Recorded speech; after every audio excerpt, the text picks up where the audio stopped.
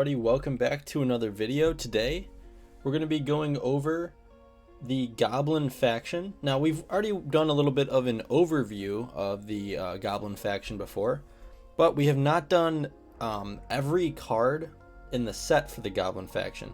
So there was some cards, some important cards I guess, that I showed you guys in the overview video, but obviously that's not all of the cards. So I have 17 cards here in my hand right here, which I will show you. They're all in order of their set number. Every card has a little set number, I'll show you in a second, but they're all in order. So obviously there's no particular order, it's kind of just whenever I created them. So they're not in order of rarity or anything like that, so that kind of sucks, but it's just how we're going to go through this. So first of all, before the video even starts here, I want to let you know that my Mystic Madness packs are going to be off the Game Crafter in 6 days. So as soon as March ends, it's going to be over.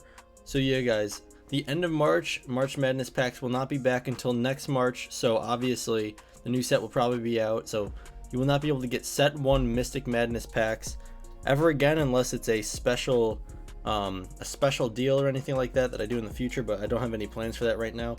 So if you guys want to pick that up, you get an extra rare leader in every pack, and the chance that you get 3 leaders in a pack is very much better.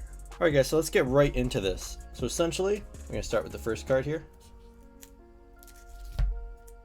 Goblin Warrior. Very simple. You know, it's a very complicated card if you think about it. First card I ever thought of was just a Goblin Warrior, you know. Kind of dark right here. I'm not so sure why this art always comes out so dark. But he's just a 1 attack, 1 defense creature. And when he enters the battlefield, your opponent takes 1 damage. Very easy to understand. Next up, we have Bloodthirsty. Widely considered one of the best spells in the game for removal. And it's not considered a spell, it's called an ability card in this card game. So it is a goblin ability, costs 2 up here. It says target creature or caster takes 4 damage. When you cast this ability, lose 2 of your own health. So it sounds kind of bad when you're just reading it because you're losing health from it, but trust me, it is well worth it to spend that health to deal 4 damage. Next is Fierce Troll Brute. It's a 6 attack, 5 defense. When casted, put a +1 attack, -1 defensive counter on target Goblin faction creature you control until death. So as soon as this guy comes out, one of your goblins gets a +1, -1 counter. And you can also put it on him if you don't want to put it on any other goblin. So that's pretty cool. Not too bad there.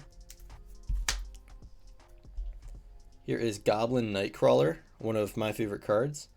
Because of the fact that he costs 2, and he is a 3/2, so he's just a very good stats for what he is anyway. And you can pay 1 to lose 2 of your own health to deal 4 damage to your opponent. You can only do that once, so it's got kind of like a built-in Bloodthirsty that I didn't realize at the time, but it's pretty good there. Next we have Grunt Goblin, cost 1. He's a 0 attack, 1 defense.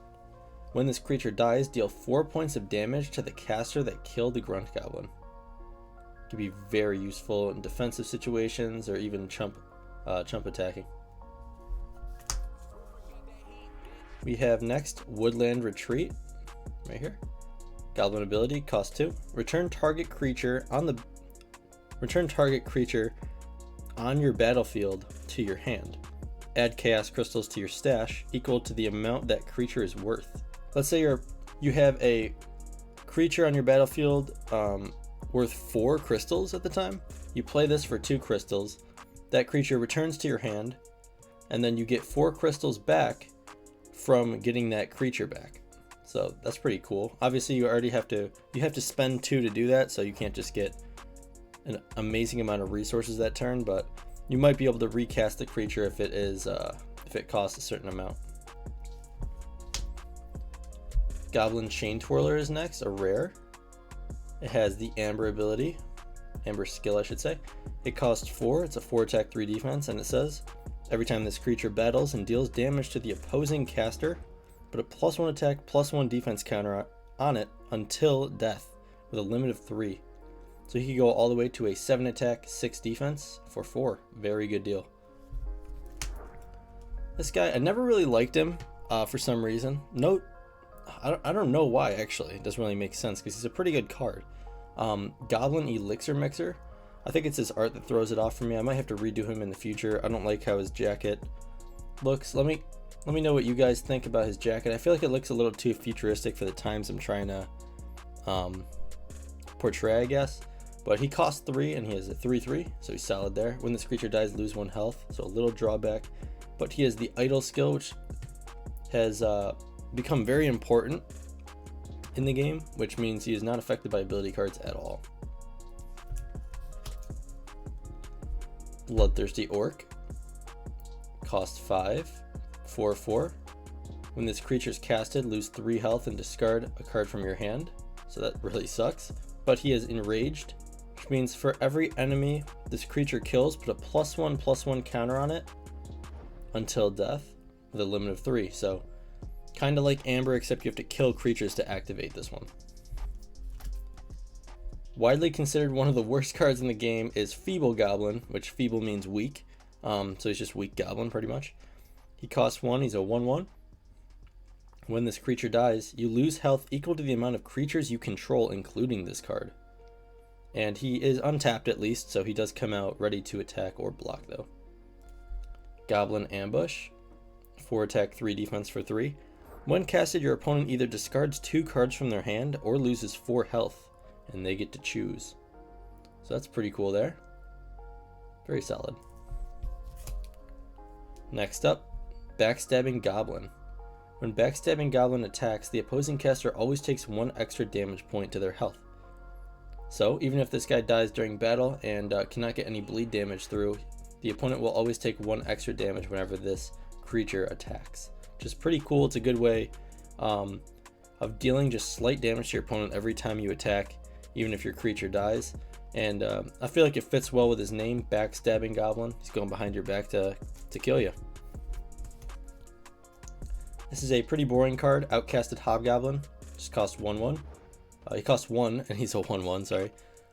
His flavor text is ew, because he's kind of ugly. But it's kind of his thing and I like him for it. Right here we got the leader, the big boss card for the goblins in set 1. Kinggwezeki. So their worth obviously is not up here and they have no attack, they only have defense. I'm gonna have to make a video about the leaders. I realized I actually did not make one of those yet, so I'm gonna definitely do that soon. But he costs either 5 chaos crystals or 11 health to cast. He has 9 defense, and you can tap him to deal 1 damage to target creature of your choice. You can pay 1 and you must discard 2 cards and deal 3 damage to your opponent's health. You can pay 1 to add 1 health to this leader, and the caster who controls this leader has to discard a card. So depending on how you value your resources, stuff like that, this could be an insanely good card if you're not scared of discarding cards in your hand. So yeah. The second rare for the goblins in set 1 is Ruby of Misfortune. It costs 2. Now this one is not my favorite because it has a dice roll effect, which can be either very good for you or very bad, and I'm not a lucky person, so not my favorite card, but still really awesome art. I love it. Girlfriend drew it, and man, it's awesome. But what it does is roll a 6-sided die. If it lands on an even number, your opponent takes damage equal to the number it landed on. If it lands on an odd number, the player who casted this card takes damage equal to the number landed on. So essentially, if you roll a dice and it lands on an even number, your opponent takes whatever number it landed on, and it has to be a 6-sided dice, of course. But if you land on like a 3 or a 1 or a 5, an odd number, you take that damage. So you have to be kind of lucky to get this to go your way, although it does cost 2. So if you do deal 6 damage to your opponent for 2, that's a very good deal, and could be game changing. Almost to our last card here is Flesh Hungry Imps, cost 4. It's a 4 attack, 4 defense. When this creature dies, search your deck for an outcasted hobgoblin, which I have over here somewhere. There he is, Man Myth the Legend. So when this creature dies, you search for outcasted hobgoblin, put it on your battlefield tapped, shuffle your deck, so you get this dude for free. And then the last card for set 1, for the goblins anyway, is an ability card called Memory Theft. Cost 1, search your deck for a creature worth 1. Place it in your hand and shuffle your deck. When this card enters the graveyard, lose 2 health. So this is a good way of finding your, if you need a feeble goblin or an outcasted hobgoblin, or I'm gonna say any creature worth 1, doesn't have to be a goblin, but one that is commonly used is use this card just to get your grunt goblin out to annoy your opponent and make them take 4 damage by killing it.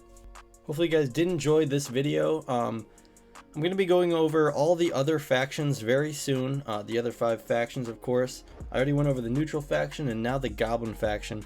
Hopefully you guys do enjoy these videos. If you do, please hit the like button and subscribe. Post notifications would be pretty awesome as well. So I really appreciate that. It was just my birthday, so if you stayed this long, say happy birthday in the comments, and I know you are a true fan. So hopefully you guys did enjoy this video, and I'm going to see you guys in the next one. Peace out.